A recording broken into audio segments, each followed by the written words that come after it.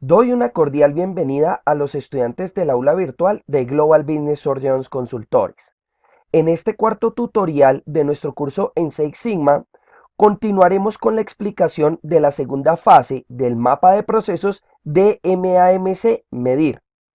En esta ocasión, les explicaremos acerca de la recolección y posterior presentación de los datos estadísticos. Sin más preámbulos, comencemos con el tema. Para un efectivo proceso de recolección de datos, se debe garantizar que ellos tengan los 4 atributos que estamos viendo en pantalla. Esto con el objetivo de tener unas muestras que sirvan de manera controlada y adecuada para su posterior interpretación y presentación estadística. El primer atributo es la repetición, con el cual se da a entender que así se haga varias veces el mismo experimento, la información resultante debe tender hacia los mismos valores. La reproducción, por otro lado, consiste en que así se apliquen diversos métodos que difieran para la recolección de datos estadísticos, los valores también van a tender a lo mismo. La exactitud es que dichos datos deben estar contenidos en un intervalo de confianza que sirva como marco de referencia del cual estos datos no se pueden salir. Y estabilidad hace referencia a que dicha recolección de datos no puede ser sensible a pequeños cambios imprevistos que alteren sus valores. Para la presentación gráfica de la recopilación de información a nivel estadístico, existen unas herramientas denominadas cuadros de control, la cual vamos a profundizar más adelante en otro tutorial. Por ahora podemos decir que un cuadro de control compara una variable dependiente que va a ser una medida, ya sea discreta o continua, respecto a una variable independiente que puede ser el tiempo o una cantidad total de muestreo. En ella se presenta un límite central que va acompañado de un límite superior de control y un límite inferior de control, los cuales van a ser el estándar de calidad aceptado.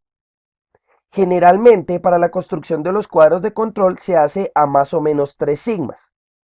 Sobre ellos se mueve una campana de Gauss que viene a formar la recolección de datos estadísticos a nivel muestral de un proceso que está en curso. Entonces, vemos aquí la línea central como resultado de dicho muestreo estadístico.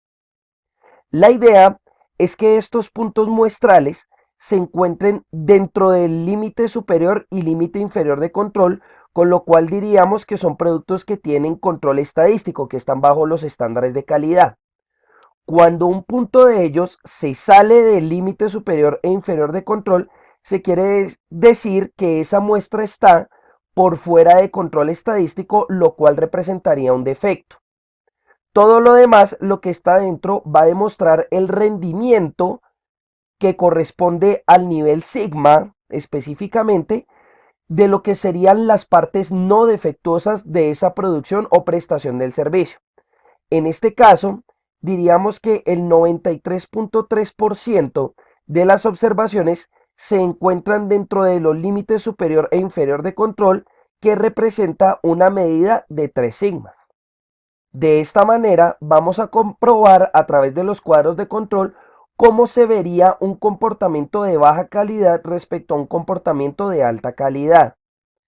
Acá tenemos entonces que los límites de control superior e inferior siempre se van a mover a más o menos 3 sigmas.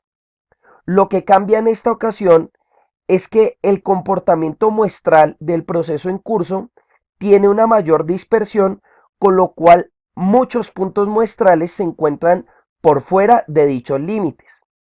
Quiere decir que la probabilidad de que esos puntos caigan dentro de los límites de control a 3 sigmas es únicamente del 31%. En este caso, diríamos que el nivel sigma del proceso en curso que se está midiendo sería de apenas más o menos un sigma. Lo que estamos viendo acá, entonces, es una campana de Gauss que por su abertura se sale mucho de los límites superiores e inferiores de control, con lo cual las dos colas presentan una alta dispersión. Contrastado con lo anterior, tenemos un comportamiento de alta calidad en donde todos los puntos muestrales tienden a agruparse hacia el límite central de los estándares de calidad. En este caso vemos que casi ningún punto se sale del límite superior y límite inferior de control. Esto haría una campana de Gauss que se agrupa hacia la media de la distribución, con la cual sus dos colas son tan cortas que podríamos decir que la probabilidad de que no sea defectuoso un producto en esa línea de producción es del 99.99%, lo cual representaría un comportamiento de más o menos 6 sigmas. Empecemos entonces a hablar el lenguaje de 6 sigma utilizando el término de defectos por millón de oportunidades, que esto hace parte de la denominada métrica 6 sigma. Ahora sí vamos a empezar específicamente con la parte de medir. Tomamos el ejemplo del primer video tutorial donde decíamos que una empresa dedicada a la elaboración de cuadernos desea verificar las características críticas de calidad para sus productos encontrando las siguientes. Teníamos entonces que las características críticas de calidad de un cuaderno son el blanco de la hoja, la calidad del encuadernado y la definición de sus márgenes. Dice, el departamento de inspección revisó el 100% del lote, o sea, a nivel de población. De 500 cuadernos encontrando 72 defectos, o sea, hay una proporción de 72 defectos sobre el total del lote de producción. La pregunta es, ¿cuál es el nivel de calidad de este lote en métrica 6 sigma? ¿Cuál es la probabilidad que un cuaderno tenga 0 defectos?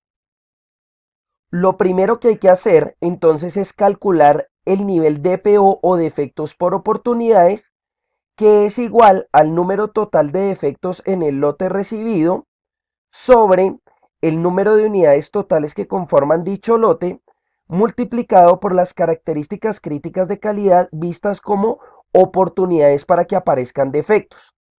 En este ejemplo específico, entonces tenemos que DPO es igual a 72 defectos que se encontraron en el lote de producción sobre 500, que representa el lote total de cuadernos, multiplicado por 3 características críticas de calidad que pueden representar oportunidades para la aparición de defectos. Decimos entonces que el DPO es igual a 0,048. Lo siguiente es traducir la probabilidad de que aparezcan defectos en una sola unidad a defectos por millón de oportunidades, o sea, en un lote de 1.000.000 de cuadernos. Entonces, esto es igual a DPO multiplicado por 1.000.000. Quiere decir que a este nivel de aparición de defectos, si tuviéramos 1.000.000 de cuadernos, 48.000 de ellos tendrían a lo menos un defecto.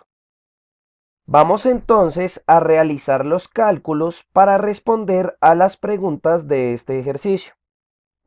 Para ello, nos vamos a nuestro archivo en Excel, el cual ustedes van a tener disponible en su aula virtual, en donde aparece la tabla denominada tabla de conversión de factores de sigma, en donde tenemos 4 columnas: rendimiento a largo plazo, nivel sigma, que es este mismo proceso sigma ST, defectos por millón, que es el mismo de PMO, y defectos por 100, o sea, en porcentaje por cada 100 productos contemplados en el lote. ¿Qué es lo primero que hay que hacer? Decíamos en nuestro ejercicio que el DPMO o defectos por millón de oportunidades es de 48.000. Entonces, en esta tabla, yéndonos por la columna de defectos por 1.000.000, vamos a buscar el valor de 48.000.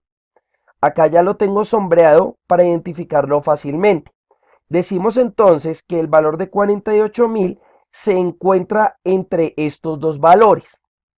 Ahora, para hallar el nivel sigma que corresponde a ese valor intermedio entre este rango, hay que hacer un proceso de interpolación que sigue la ecuación que vemos en pantalla.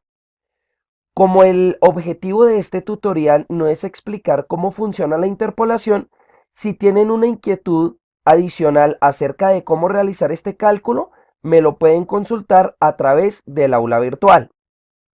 Decimos entonces que esta interpolación servirá para determinar el nivel sigma específico que corresponde a 48.000 dPMO, que viene a ser un valor entre 3.1 y 3.2 sigmas. Hacemos entonces todo el cálculo de la interpolación, que lo estamos viendo aquí en pantalla, y decimos a la final que nos arroja un nivel de 3.17 sigmas. Volvamos entonces a nuestra presentación en PowerPoint para darle solución al ejercicio que estamos realizando. Entonces, primera pregunta, ¿cuál es el nivel de calidad de este lote en métrica 6 sigma? Habiendo hecho la interpolación, decimos que es de 3,17 sigmas. Segunda pregunta, ¿cuál es la probabilidad que un cuaderno tenga 0 defectos? Entonces, la probabilidad de que no haya defectos o el mismo denominado rendimiento, que es precisamente la primera columna de la tabla de conversión de factores sigma, es igual a 1 menos el DPO. En este caso, como el DPO era la probabilidad de que aparezca a lo menos un defecto en una unidad, pues decimos que el complemento del DPO es la fracción no defectuosa de la producción. Entonces hacemos el cálculo y nos da 0,952, que vendría a ser el denominado rendimiento. Como son tres características críticas de calidad y siguiendo el procedimiento que vimos en el primer video tutorial, diríamos que tres características a un nivel de 0,952 sigmas viene a ser lo mismo que multiplicarlas o elevar ese mismo valor a la tres características críticas de calidad, con lo cual diríamos que el rendimiento total de la producción es del 86,28%. La pregunta es, ¿por qué este porcentaje disminuye respecto al nivel sigma del DPO? Precisamente es porque si tenemos tres características críticas de calidad, decimos que son tres oportunidades para la aparición de defectos.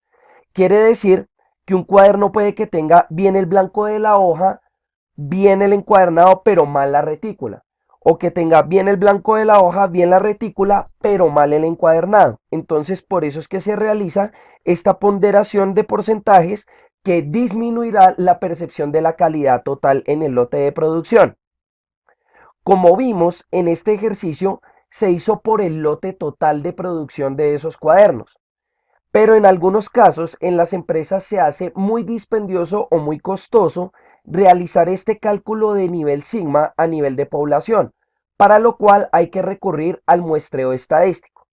Si este es el caso de que se hace por muestreo estadístico, hay que determinar cómo se comporta la variable discreta o bajo qué modelo discreto de probabilidad estadística se acomoda, haciendo entonces que los cálculos tengan que ajustarse ya sea a una distribución Bernoulli, binomial, hipergeométrica o Poisson.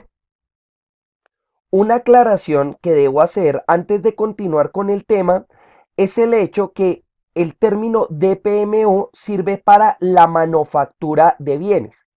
Cuando se trata de prestación de servicios, igualmente se puede aplicar la métrica 6 sigma, pero ahora se hablaría de EPMO o errores por millón de oportunidades.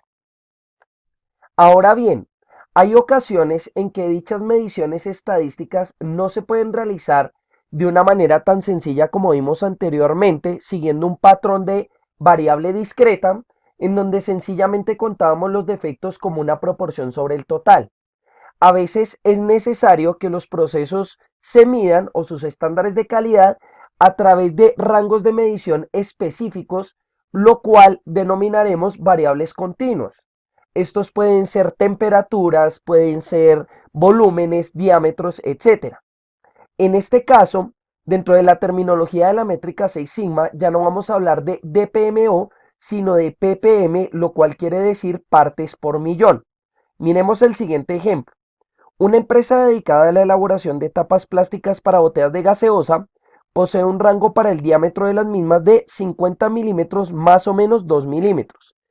Esto último quiere decir que hay un rango de holgura de 2 milímetros, con lo cual no va a afectar la funcionalidad de dichas tapas.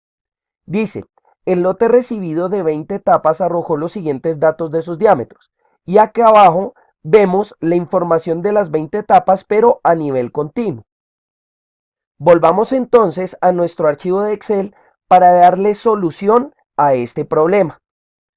Entonces tenemos que a nivel de columna ubicamos el diámetro de las 20 tapas de gaseosa para poder hacer los cálculos.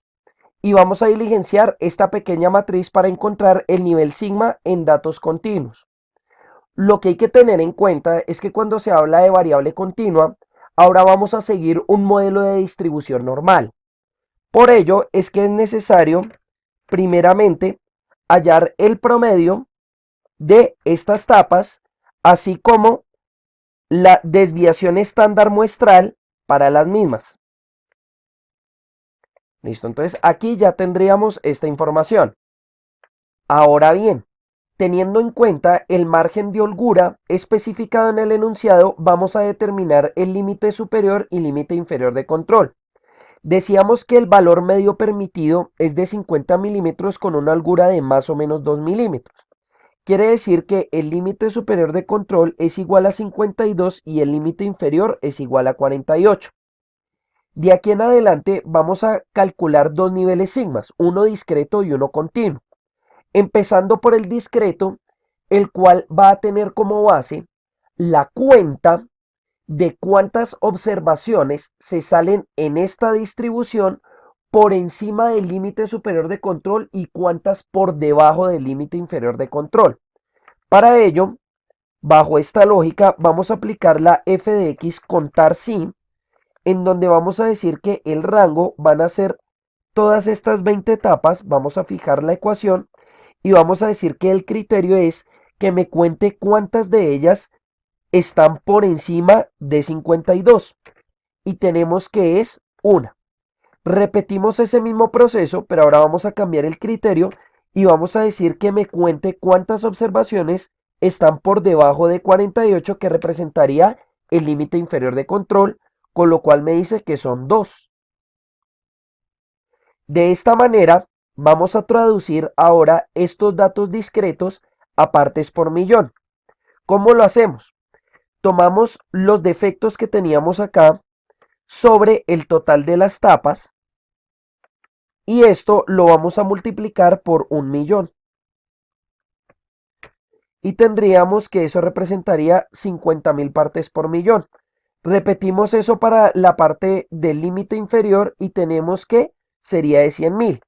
Ahora, el total de partes por millón vendría a ser la suma de las partes que están por encima del límite superior con las partes que están por debajo del límite inferior. Con ello podríamos determinar ya el nivel de sigma discreto siguiendo la lógica que habíamos visto anteriormente. Tenemos que el total ppm es de 150.000.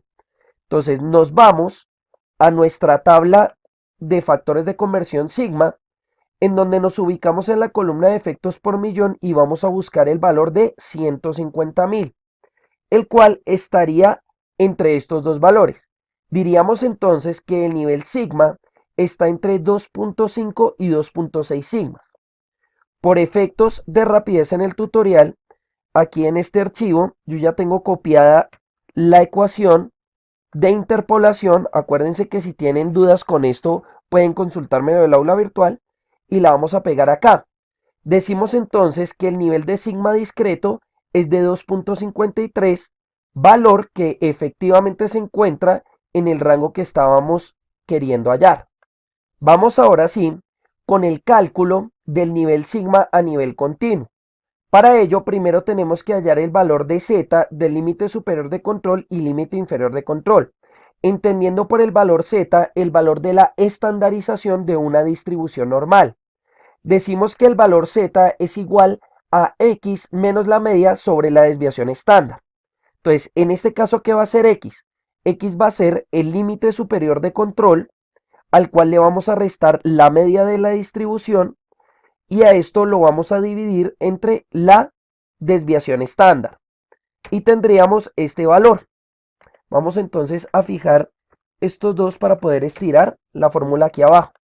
Y ya tendríamos el valor de z para los límites superiores e inferiores de control. Recuerden que cuando el valor de z es negativo, representa la cola izquierda de la distribución normal o lo que vendría a ser el valor de menos infinito hasta x.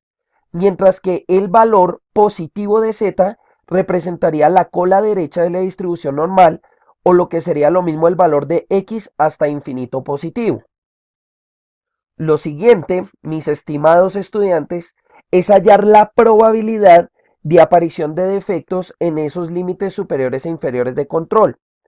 Para ello, vamos a recurrir a la f de x distribución normal estandarizada, donde vamos a especificar este valor de z y acumulado verdadero para que me dé la función de distribución acumulativa y me da este valor. Pero como Excel siempre calcula desde menos infinito hasta x, y aquí estamos hablando que este es el límite superior de control, queremos es el valor complemento o de x hasta infinito positivo. Entonces, para este caso, vamos a decirle que nos tome 1 menos ese valor, con lo cual ya tendríamos que la probabilidad es del 11,46%. Repetimos ese mismo cálculo, pero para el límite inferior de control, y me daría esta probabilidad. Lo siguiente sería entonces sumar la probabilidad de aparición de defectos, con lo cual diríamos que el total es de 17,68%. En términos de lo que vimos anteriormente, este valor es el mismo DPO o defectos por oportunidades. Como habíamos visto anteriormente, entonces el nivel de rendimiento vendría a ser el cálculo de la parte no defectuosa. Por lo tanto, diríamos que es 1 menos este valor y diríamos entonces que la parte no defectuosa en esta distribución o nivel de rendimiento es del 82,32%. Finalmente, entonces habría que hallar el nivel sigma estandarizado o para variable continua. Entonces repetimos el mismo proceso visto anteriormente, pero en esta ocasión nos vamos a ir por la primera columna de la tabla de conversión de factores sigma, el cual representa el nivel de rendimiento. En este caso, como base tenemos 82,32%. Entonces, en esta columna de rendimiento a largo plazo vamos a buscar 82,32, el cual vendría a ser un valor medio entre estos dos. Por lo tanto, el nivel sigma debe ubicarse entre 2,4 y 2,5.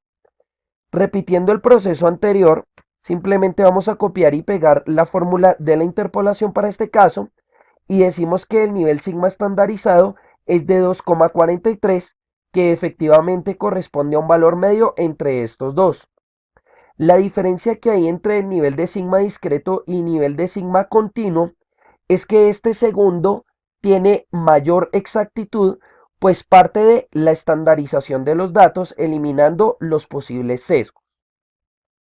Vamos entonces nuevamente a nuestra presentación PowerPoint para hablar finalmente de los denominados índices de capacidad y desempeño.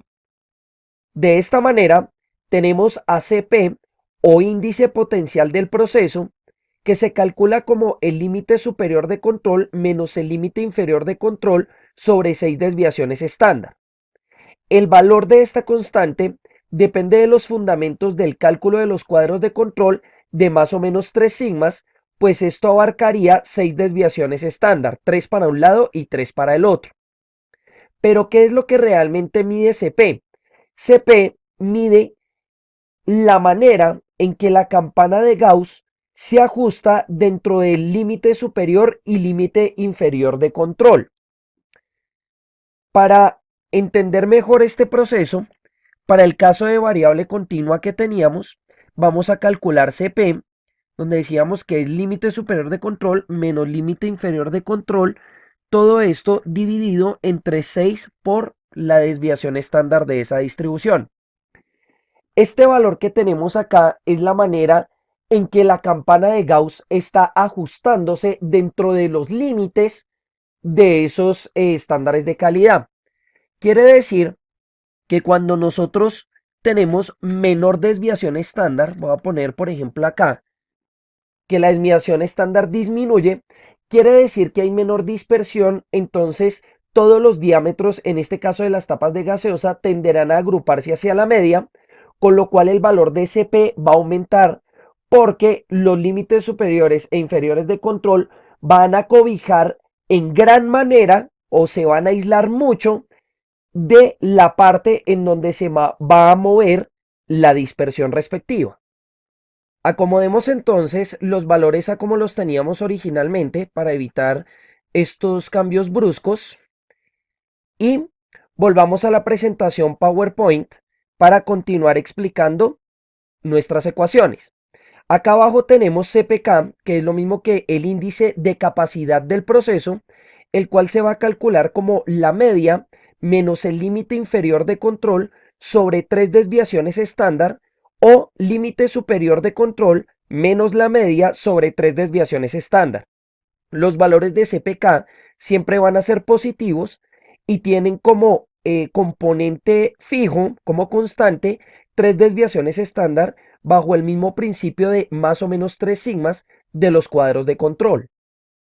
A diferencia del cálculo de CP, en esta ocasión vamos a separar la campana de Gauss en dos segmentos, del límite central hacia arriba y hacia abajo respectivamente, y lo que se va a determinar es la capacidad del proceso para generar una distribución dentro de las especificaciones de calidad. Antes de pasar al Excel, vamos a explicar PPK y luego si hacemos los cálculos. PPK es el índice de desempeño del proceso, que si ustedes se dan cuenta que están viendo el tutorial, la ecuación es igual a la de CPK, con la única diferencia que la desviación estándar se dice que es calculada y no estimada.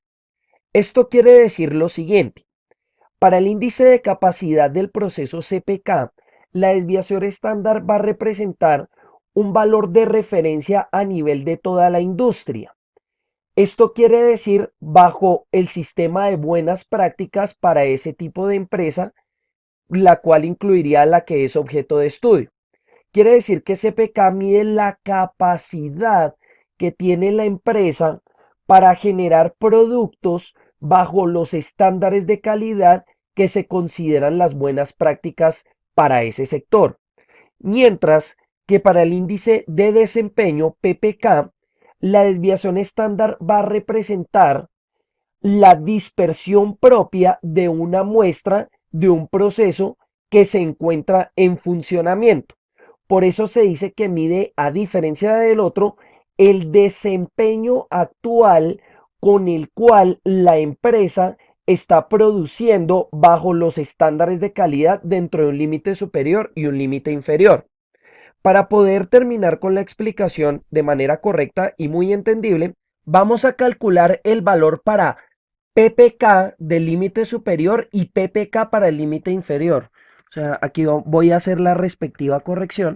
¿Por qué CPK no se puede calcular? Porque CPK, como les decía anteriormente, es una desviación estándar estimada para todo el sector. Entonces aquí lo que tendríamos es la desviación estándar calculada específicamente para esta empresa en ese proceso.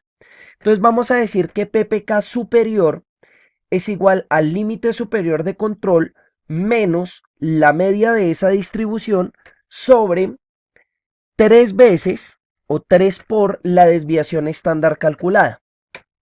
Y tendríamos ese valor.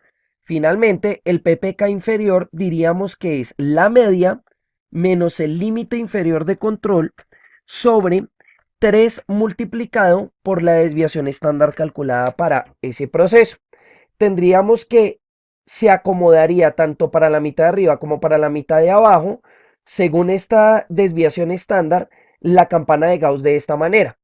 Nuevamente, vamos a poner un caso ejemplo en donde la desviación estándar va a disminuir mucho, porque todos los datos prácticamente se van a agrupar alrededor de la media.